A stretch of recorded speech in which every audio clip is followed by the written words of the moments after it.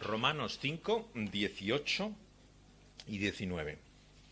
Así que como por la transgresión de uno vino la condenación a todos los hombres, de la misma manera, por la justicia de uno vino a todos los hombres la justificación de vida. Porque así como por la desobediencia de un hombre los muchos fueron constituidos pecadores, así también por la obediencia de uno los muchos serán constituidos justos. Muchas veces en la vida nuestros puntos fuertes son nuestras mayores debilidades. Aquello en lo que mejor somos, lo que mejor podemos hacer, muchas veces se constituye también paradójicamente en nuestro mayor defecto. Precisamente, tal vez por el peligro de la autoconfianza, de la autosuficiencia, del orgullo, muchas veces aquellas cosas de las cuales podemos estar orgullosos son también nuestras mayores debilidades. Y en el movimiento evangélico hemos tenido una característica que yo creo que se ha de considerar siempre como una de las características fuertes realmente de lo que significa la fe evangélica respecto a cualquier otro tipo de cristianismo. Uno de los aspectos que ha caracterizado al movimiento evangélico desde su inicio ha sido el énfasis en la fe personal. Los cristianos evangélicos hemos sido los que hemos dicho de una forma especial que el cristiano no es cristiano simplemente por pertenecer a una iglesia, por haber nacido en una familia, por estar en determinado país, sino que es algo a lo cual llegamos cada uno de nosotros, individualmente, personalmente, por medio de un paso de fe que debemos dar sin necesidad de que otros lo den en nuestro lugar. Ese énfasis en la individualidad, en la personalidad intransferible de nuestra fe que tiene el movimiento evangélico, ha sido también su mayor debilidad. Porque precisamente el énfasis en lo personal se ha convertido en personalismo, la fe individual se ha convertido en individualismo, y más o menos cada uno tiene una fe tan personal, ¿no?, que parece que ya no la comparte con nadie. Te encuentras incluso personas que se llaman cristianas, que se consideran evangélicos, pero que no ven ni la necesidad de estar en una iglesia. Si van a una iglesia están de visita, pero realmente su fe es algo mucho más importante que eso. No tiene que ver, al fin y al cabo, con estar en una iglesia o pertenecer a ella. Muchos consideran que es tan individual y personal esa fe también que realmente parece que toda la lucha y su esfuerzo recae en sus propias manos. Hacen la batalla por sí solos, son llaneros solitarios, francotiradores que disparan desde las esquinas y sirven básicamente sus propios intereses y consideran que de esta forma es como se hace el servicio a Dios. Y por eso tenemos que reconocer también, y es sabio hacerlo, que nuestras mayores fuerzas también pueden ser nuestras mayores debilidades. Y tenemos que reconocer que Dios nos ha mostrado así en su palabra, y esta mañana nos lo recuerda, que Dios ha venido a dar la vida de su Hijo Jesucristo, la ha entregado en aquella cruz y se la da también por la fuerza de su resurrección a un pueblo. Esto es lo que enseña también la palabra de Dios una y otra vez. Por supuesto que la fe es personal, que los beneficios de la salvación llegan a individuos, pero Dios también tiene un propósito corporativo para un pueblo, para hombres y mujeres que forman no solamente una nación en el pasado, sino un pueblo ahora de toda nación, de toda lengua y cultura. Y por ellos también es que Dios ha actuado y obra todavía hoy. Y por eso tenemos que tener mucho cuidado con el individualismo, el peligro que rodea no solamente al mundo que nos rodea, que evidentemente adolece de ese individualismo, sino también la Iglesia misma muchas veces encuentra esa debilidad. Ha personalizado tanto su fe que ha caído en ese peligro, el peligro del individualismo. Nuestro texto nos llama por eso a sacar nuestra mirada, a poner nuestra vista fuera de nosotros en la realidad de lo que Cristo ha hecho por su pueblo. Y a mirar cómo somos lo que somos, a razón y en causa de lo que otro ha hecho por nosotros. Este es nuestro tema en esta mañana, lo que el apóstol Pablo nos enseña. Somos lo que somos delante de Dios a causa de lo que otro ha hecho por nosotros. Y esto puede parecer para algunos algo muy difícil de entender. En un momento como el nuestro, en el cual precisamente se enfatiza tanto al individuo, se considera que uno responde de sí mismo, de lo que hace, y que por lo tanto nunca y de ninguna manera podemos decir que alguien es responsable de lo que otro ha hecho, sino que uno responde por sí mismo y exclusivamente por sí mismo. Pero la realidad que encontramos aquí en este capítulo 5 del apóstol Pablo a los Romanos es que todos sufrimos la consecuencia de otro.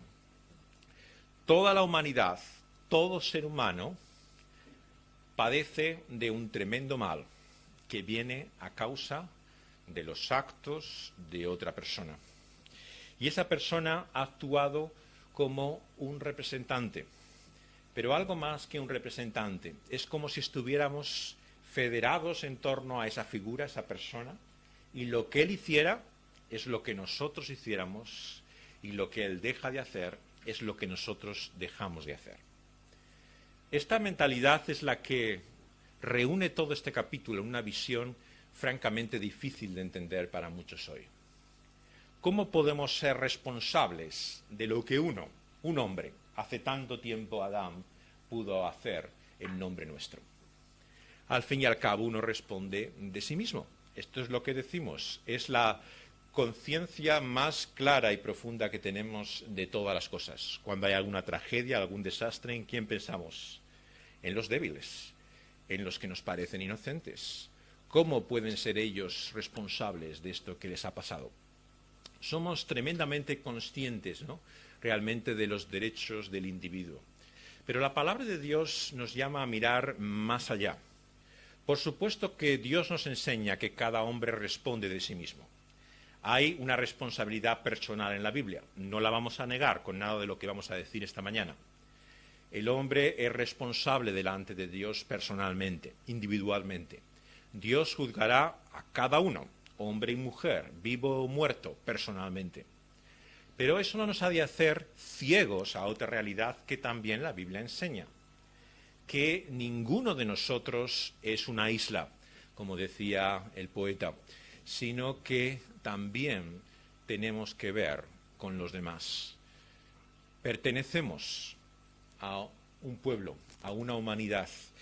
Y aquí nos dice la palabra de Dios en primer lugar en este verso 18, que por la transgresión de uno vino la condenación a todos los hombres.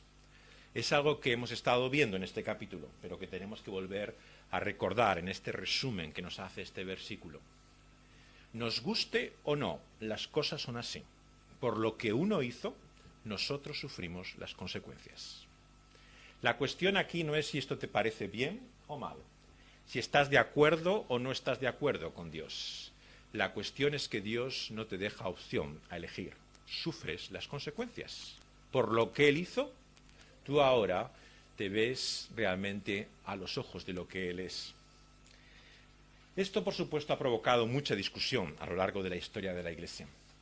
Mencionábamos cuando comenzábamos este capítulo la más famosa de las controversias en la historia de la Iglesia, la que hubo entre aquel padre de la Iglesia antigua en el norte de África, Agustín de Hipona, este hombre que llegó a la fe con tanta fuerza y celo y tanto hizo por el servicio a la Iglesia y a la verdad del Evangelio, y un monje británico llamado Pelagio.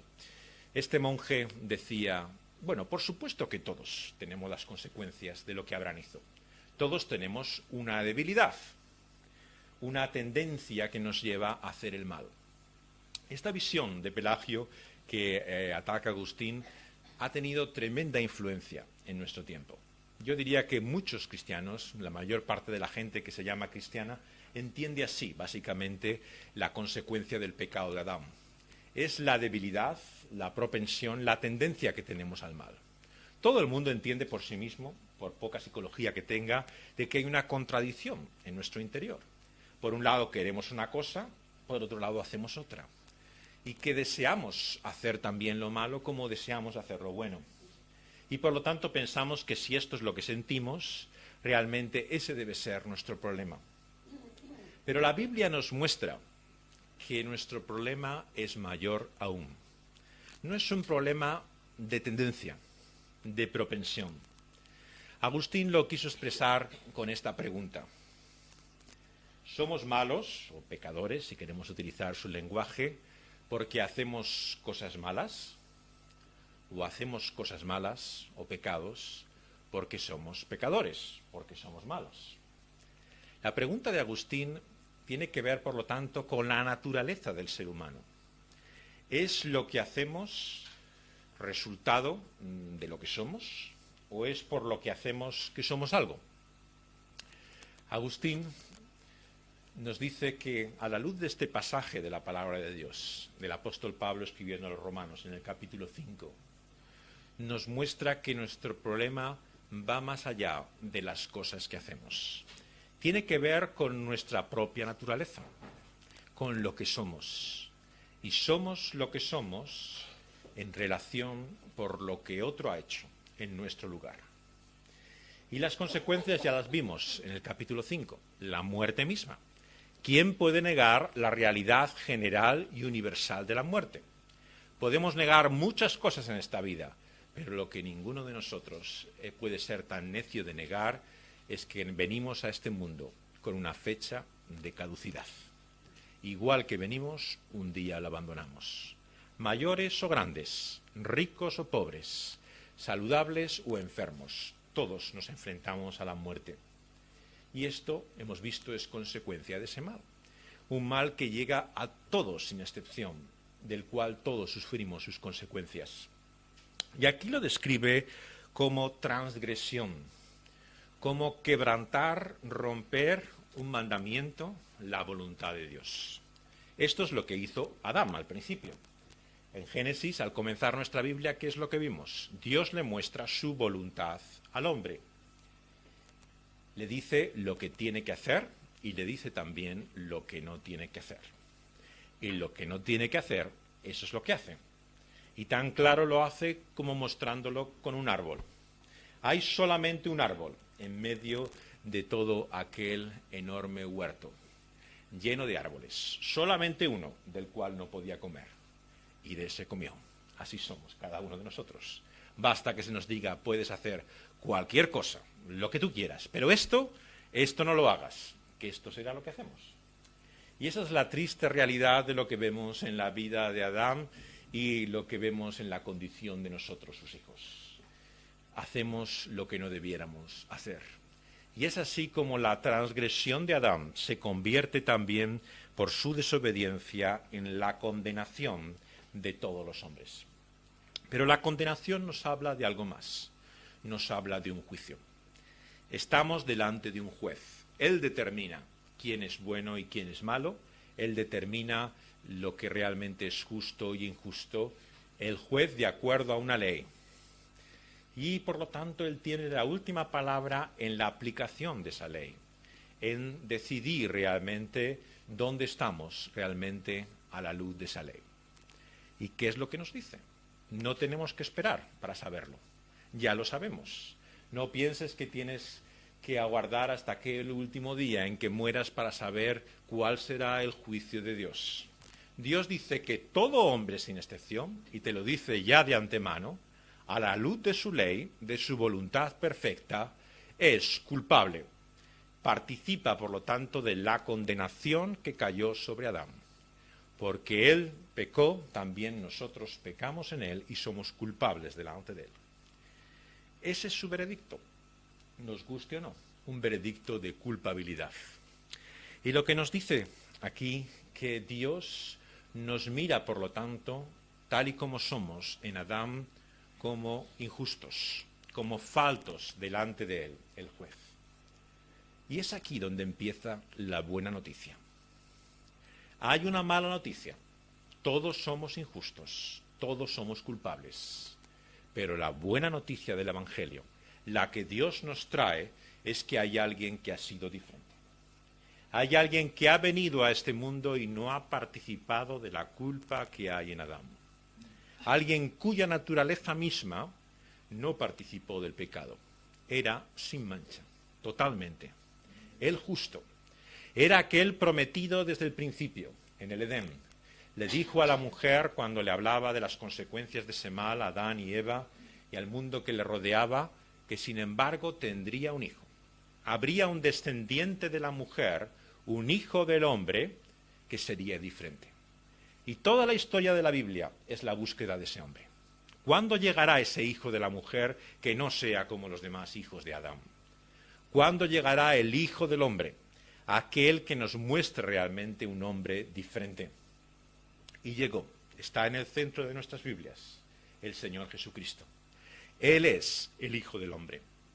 Él vivió como ninguno de nosotros hemos vivido. Su obediencia fue perfecta. La obediencia del Señor Jesucristo la podemos ver en dos aspectos fundamentales. Tradicionalmente se ha descrito en la teología como la obediencia activa y la obediencia pasiva. ¿Qué queremos decir cuando hablamos de una obediencia activa o pasiva en Cristo? Por obediencia activa queremos decir lo que Jesús hizo. Jesús hizo lo que nosotros no hicimos, lo que nosotros no hacemos. Jesús vivió en una completa obediencia desde que era niño a sus padres, pero sobre todo a su Padre Celestial. Vino a hacer la voluntad del Padre y la hizo hasta el final. Toda su vida es una vida de lealtad y obediencia al Padre. Los judíos intentan culparle de haber quebrantado la ley de Dios, de ser desobediente a alguno de sus mandamientos, pero no encuentran ni un solo testimonio, nada más que mentiras o falsedades para poder acusarle. Incluso el mandamiento que más le acusan al Señor Jesús de haber incumplido, el día de reposo, con frecuencia le acusan a él de no guardar ese día. La palabra de Dios, el Evangelio, nos muestra que el Señor Jesús nunca reconoció que él incumpliera el día de reposo. Él lo cumplía de la manera en que su Padre había determinado que se cumpliera. O sea, él sabía mejor que aquellos religiosos de su tiempo que era guardar ese día, y de esa forma lo guardaba, como el Padre quería que lo guardara. Pero ni un solo mandamiento realmente incumplió de la voluntad del Padre. Su obediencia fue perfecta. Pero es una obediencia pasiva porque él también se entrega. Él viene no solamente para servir, sino para dar su vida por muchos. Y se entrega hasta el final. No se resiste. Toma de aquella copa que le lleva a aquella muerte cruel y terrible y recibe allí todo el castigo de la ira de Dios. Todo el juicio de Dios viene sobre aquel, el justo, como si fuera injusto. Él, de esta forma, muestra pasivamente su sometimiento, su obediencia. Él se somete hasta el final, hasta padecer el castigo mismo. Y por lo tanto, por la justicia de éste, por la vida de éste, por la obediencia de éste, nosotros también podemos ser considerados justos. Y esta es la buena noticia del Evangelio, de que lo que nosotros somos delante de Dios no tiene que ver en primer lugar con lo que tú y yo somos, sino con lo que otro es. Y esto para algunos es locura. Lo hemos leído en 1 Corintios. El Evangelio para judíos y gentiles era locura. Esto es absurdo. ¿Quién puede creerse que uno es no por lo que es en sí mismo, sino por lo que otro es? Esto realmente excede todo pensamiento, toda idea. Pero es precisamente la buena noticia. La buena noticia es que ya no somos lo que somos ahora, o lo que hemos sido, sino que somos lo que somos en Cristo Jesús. Igual que en Adán, Dios no nos mira por lo que tú y yo solamente somos, sino por lo que Adán hizo. Y por lo que Adán hizo sufrimos las consecuencias de la condenación, de su pecado, de su caída. Si por Adán sufrimos condenación, dice nuestro texto, versículo 18, por Cristo Jesús recibimos su justicia. Por la justicia de él, nosotros somos también justificados. Y este es el tema, finalmente, de este capítulo. Es el tema de toda esta sección que estamos viendo de Romanos. La justificación. Cómo yo, siendo injusto, puedo ser considerado y visto como justo, sin serlo. Esto para algunos es una gran ficción, una entelequia mental. Realmente una disquisición, pero difícil de comprender o asimilar. El escritor Miguel Delibes es tal vez el mayor de los autores de habla española que ha habido en este último tiempo. Miguel Delibes es un hombre profundo que ha estado siempre preocupado por las cosas del ser humano, ¿no? Y el sentido también de la vida.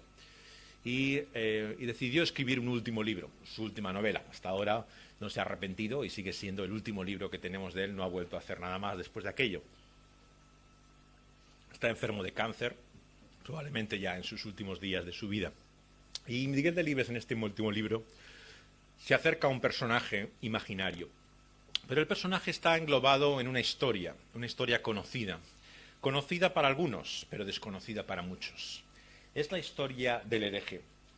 El hereje es la historia de un hombre español, como otros españoles del siglo XVI, pero que fue diferente a cualquier otro español. Fue alguien que a los ojos de su sociedad y de la Iglesia que dominaba España en aquel entonces era un hereje. Era alguien diferente a los demás. Y este personaje nos cuenta en la novela por qué era diferente. De alguna forma nos habla de su vida, de su infelicidad, la tristeza de su condición como ser humano, de su difícil infancia. Pero ocurre este gran cambio en su vida. Llega a conocer una pequeña comunidad que había en Valladolid, de personas que habían llegado por la lectura de la Biblia a la convicción que otros muchos en Europa estaban llegando en el siglo XVI, a la convicción de que somos lo que somos, no solamente por nuestra vida, sino por lo que otro ha hecho por nosotros. Y si en Adán recibimos la condenación de la muerte, en Cristo Jesús podemos recibir su justicia. Es aquello que llevó a hombres y mujeres a pensar y a meditar y considerar lo que llamaban los méritos de Cristo. Vivir de acuerdo a sus méritos, encontrar la dignidad y el reconocimiento de quienes eran en lo que Cristo había hecho por ellos. Y esto para la Iglesia de su tiempo y para su mundo era una terrible herejía, era un crimen. Muchos de ellos murieron realmente en Valladolid, ¿no? Como en Sevilla, precisamente en las manos de la Inquisición, que dictaminó que esto era una idea no solamente peligrosa, sino una idea terrible, que era realmente un crimen y que, por lo tanto, eran culpables de la pena capital. Y así también el personaje de su historia acaba así muriendo. Muere como un hereje más en los actos que la Inquisición llamaba autos de fe. A lo largo de toda esta larga novela, Miguel Delibes habla de la fe que ha encontrado este personaje, que llaman el hereje, en la teoría de la justificación. Una y otra vez repite esa palabra, esa expresión, en su libro, la teoría de la justificación. Yo creo que esta expresión es la que mejor nos muestra lo que Delibes entiende acerca de la justificación. Para él, todo esto en el fondo es difícil de entender. Es como una teoría, es como una idea que alguien tuviera en su mente y que esta gente se le metió esa locura en la cabeza, ¿no? Y fueron capaces de llevar esa locura hasta la misma muerte. Pero realmente él no puede ver otra cosa que esto. Murieron por una locura, por una teoría, por una construcción mental que se hicieron realmente de lo que Cristo es, y eso fue con lo que pagaron con su propia vida. La palabra de Dios, sin embargo, nos muestra que la justificación no es una teoría, es una realidad. La única realidad que permanece más allá de todas las cosas. Porque delante de Dios solamente hay dos realidades posibles, nos muestra nuestro texto. O estamos en Adán o estamos en Cristo. No hay otra posible condición. Es como si toda la Biblia nos quisiera mostrar, hay dos grupos a lo largo de la historia de la humanidad, de hombres y mujeres. Hay una gran división, la empieza a formar en torno a Abraham, a su familia, a ese pueblo, Y a medida que ese pueblo se va destruyendo, en el remanente que queda de ese pueblo y en la nueva comunidad que constituye la Iglesia, se va formando esa gran división. Están los que están en Adán y están los que están en Cristo, pero no hay otra opción. La pregunta, por lo tanto, de nuestro texto es: ¿dónde estamos nosotros? ¿Estás en Adán o estás en Cristo? Si estás en Adán, ya sabes realmente cuál es el veredicto. El veredicto es condenación. Condenación a todos los hombres. No te engañes a ti mismo. Todo hombre, por su condición natural como hijo de Adán, es culpable, nos guste o no. Eso es lo que el juez dice. Pero hay otra posibilidad. La posibilidad de que por la misma manera, por la justicia de uno, encontremos, dice, justificación de vida. Qué tremenda expresión la que aquí utiliza el apóstol Pablo, justificación de vida. No se trata solamente de ser declarado inocente, de ser libre de la culpa. Lo que Cristo ha hecho, en primer lugar, hace eso. Nos declara absueltos, libres de esa condenación que tenemos como hijos de Adán. Pero lo que recibimos en Cristo Jesús es mucho más que esto. Es la vida que hay en Cristo mismo. Esto es lo que quiere hacernos entender en este pasaje, que no es comparable lo que recibimos en Cristo que lo que recibimos con Adán. En Adán recibimos la muerte de la condenación, pero en Cristo recibimos la vida misma que hay en Él. Recibimos la justicia que viene de su propia vida. Somos finalmente hasta transformados a la imagen de Cristo mismo. Pero esto no es lo que nos salva. Lo que nos salva es la justicia de Cristo. No nos engañemos. Tengamos esto en cuenta. Lo que realmente es nuestra esperanza en la vida y en la muerte no es lo que seremos un día cuando Dios nos transforme a imagen de Cristo, sino lo que Cristo es ahora. Tenemos la seguridad de lo que somos por lo que Cristo es en este momento. Y este es el gran mensaje del último versículo. Porque así como por la desobediencia de un hombre muchos fueron hechos pecadores, así también por la obediencia de uno muchos serán constituidos justos. Esta palabra, constituidos, fue el gran objeto de discusión también de aquel siglo. ¿Qué significa ser constituido justo? A la luz de la Iglesia Católica y de su enseñanza está claro lo que es. Es una transformación moral. Para ellos el hombre será salvo cuando sea hecho a imagen del Señor Jesucristo. La transformación que Dios haga de la persona, el cambio mayor o menor que veamos, esa es realmente la esperanza que tiene el cristiano delante de Dios. Constituido justos. Muchos entonces, como ahora, creemos que ser constituido justo no es la transformación moral que Dios hace de nuestra vida, sino lo que somos por la vida de otro. Y para poder comprender esto, tenemos que pensar nuevamente en lo que está siendo la imagen que utiliza aquí el apóstol. Adán. ¿De qué forma somos hechos como Adán? ¿Somos constituidos como Adán? ¿Se reproduce la naturaleza de Adán en nosotros?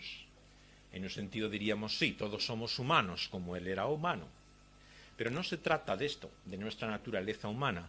Se trata de su carácter moral. ¿Es nuestra imitación de Adán simplemente el tomarle a él como modelo o ejemplo? ¿O se trata simplemente de lo que él es, de lo que él hizo, de lo que fueron sus hechos, sus obras, lo que determina nuestra vida? Esto es lo que hemos estado leyendo en esta sección del capítulo 5. Es por lo que Adán hizo que nosotros somos lo que somos.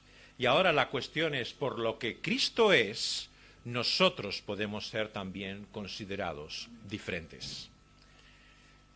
Ser hecho, constituido, es la expresión que Corintios utiliza también para hablar de cómo el Señor Jesús realmente padeció aquella terrible condenación en la muerte de cruz. Nos dice, y la expresión la conocéis muchos de vosotros, Jesús fue hecho pecado. La expresión es la misma, constituido o hecho. ¿En qué medida Cristo Jesús fue hecho pecado? Nos dice la palabra de Dios que Jesús fue tentado en todo, pero sin pecado. Le acusaron de muchas cosas, pero no hay una sola evidencia de su mal. Una y otra vez la palabra de Dios nos dice que Jesús fue diferente a cualquier otro hombre. ¿Cómo fue entonces hecho pecado? Fue hecho pecado porque recibió la condenación, el castigo que el pecador merecía. Es un término jurídico, es una expresión legal. El Señor Jesús fue como si en aquel momento fuera injusto, fuera el pecador, sufriendo sobre él el castigo que un injusto y pecador merecía. Es así como entendemos lo que somos en Cristo Jesús. En Cristo Jesús somos legalmente, jurídicamente declarados justos. Por lo que Él es, nosotros podemos ser vistos de otra manera a los ojos de Dios. Surgirán, por lo tanto, objeciones inmediatamente. ¿Qué significa eso? Que entonces uno puede vivir como le salga de las narices, hacer lo que quiera y realmente comportarse como un mismo demonio. Y Dios va a decir, como tú has creído en Cristo Jesús, como tú confías en Cristo Jesús, te merecerás el infierno eterno, pero en Cristo Jesús eres libre de toda culpa. Eso es lo que le dicen a continuación en el capítulo 6. ¿Qué pues diremos? Dice el primer versículo del capítulo 6. ¿Perseveraremos en el pecado para que la gracia abunde? En ninguna manera, contesta el apóstol Pablo. ¿Por qué le preguntan esto a Pablo? Porque cada vez que el verdadero evangelio es explicado, anunciado y proclamado, como él acaba de hacer, surge esa objeción. O sea, si en Cristo Jesús uno es considerado no por lo que él es, sino por lo que el otro es, ¿qué importa lo que uno haga? ¿De qué sirve entonces cuidar de la forma en que uno viva? Pero, queridos amigos y hermanos, si esa objeción no surge a tu explicación del Evangelio, es que tu Evangelio ya no es el Evangelio del cual el apóstol hablaba. Si la gente no te hace esa pregunta, si nadie tiene esa crítica, tienes razones para preguntarte si lo que tú estás hablando y explicando es lo mismo que el apóstol decía. Porque solamente cuando explicamos y predicamos un evangelio como el apóstol hace, puede surgir esta objeción.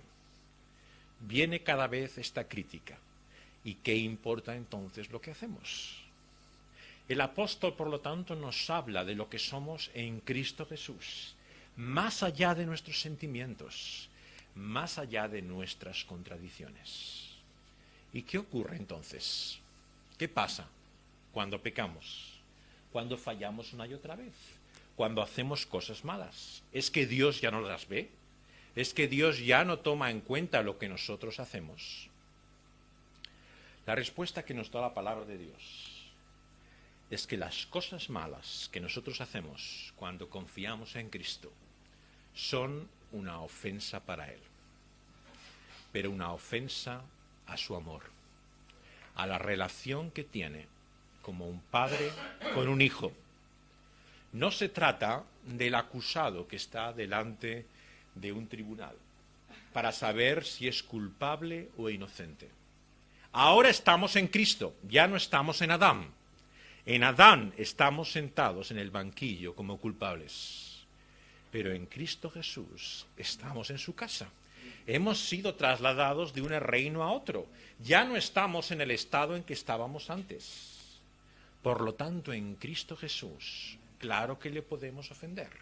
Ofendemos a Dios cada vez que respondemos a su amor con nuestro desprecio, con nuestra ingratitud, con nuestra desobediencia. Y claro que le duele a Dios, le duele inmensamente, pero le duele como un hijo, le duele lo que hace a su padre. No como el juez que está considerando si es culpable o inocente. Y esto tiene finalmente una gran consecuencia para nuestra vida. ¿Cómo nos vemos nosotros mismos delante de Dios? Si nos vemos en Adán, El temor y terror que debemos tener es que va a ocurrir en ese juicio. Lo que nos ha de hacer perder el sueño es si Dios nos va a declarar justos o inocentes. Y querido amigo, tienes un grave problema, porque no hay duda alguna. La respuesta nos la da ya Dios en su palabra. Tenemos la condenación en Adán. No hay otra solución para nosotros. Pero si estamos en Cristo, queridos amigos y hermanos, tenemos realmente un estado nuevo. La situación en la cual Dios ya no nos ve por lo que nosotros somos o hacemos, sino por lo que Cristo Jesús es y ha hecho. Y esta es la buena noticia del Evangelio. Es la increíble y sorprendente noticia de que nuestra vida no solamente depende ya de lo que nosotros somos, sino que finalmente depende de lo que otro es y de lo que otro ha hecho. Y si esto no es una buena noticia, yo no sé para ti qué es una buena noticia. Porque para mí, como para muchos, tenemos que reconocer nuestra vida es un desastre. No somos quien debiéramos ser. Podemos hacernos ilusiones, llegar a creer que realmente no somos tan mala persona. La mayor parte de la gente, desgraciadamente, se lo acaba creyendo. Tantas veces se repite, bueno, hay gente peor, ¿no? Al fin y al cabo yo no robo ni mato. Hay otras personas que hacen peores cosas. Pero no se trata de eso. Se trata de cómo Dios, el juez, nos considera. Y tenemos la respuesta. Claramente sabemos el veredicto. Somos culpables delante de Dios. No hay justo ni aun uno, leímos en el capítulo 3. No hay ni siquiera uno. No hay una excepción. Por lo tanto, nuestra única esperanza, dice el apóstol Pablo, a partir de entonces, está en Cristo Jesús. Él es el único por el cual nosotros y nuestra vida puede ser diferente. Y esto, por lo tanto, nos ha de dar una confianza y certeza de que finalmente lo que somos es mucho más de lo que hemos sido ahora o de lo que podemos ser. Es lo que somos en Cristo Jesús. Y estamos unidos a Él. La vida viene de Él. Él es la cabeza de ese cuerpo. Recibimos esa vida que fluye de Él. Y por lo tanto, tenemos la vida de Dios mismo en Cristo Jesús. Tenemos su justicia. Tenemos todo lo que necesitamos tener para poder llevar el nombre con dignidad de lo que significa ser hombres nuevos en Cristo Jesús. Vamos a pedirle a Dios que Él nos dé esa convicción, esa certeza de que somos lo que somos en Cristo Jesús. Que Él nos libre de toda falsa confianza y esperanza en otra cosa que no sea lo que Cristo es y lo que Cristo ha hecho.